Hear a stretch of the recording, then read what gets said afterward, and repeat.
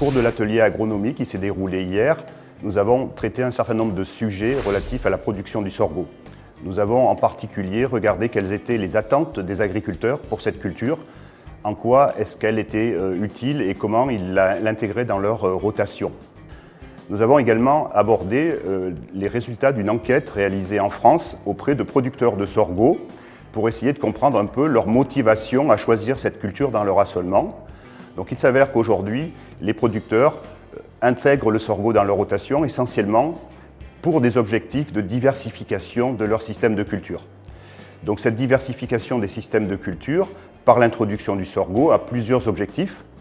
Essayer de trouver des moyens de production plus robustes face aux aléas, que ce soit les aléas climatiques ou les aléas économiques. Plus de culture, c'est moins de risques pris sur chacune d'elles. Donc effectivement, c'est un élément positif.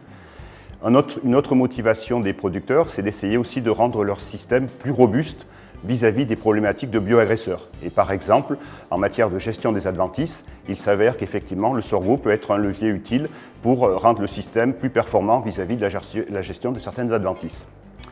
Donc effectivement, les producteurs, de ce fait, trouvent un intérêt à cultiver le sorgho.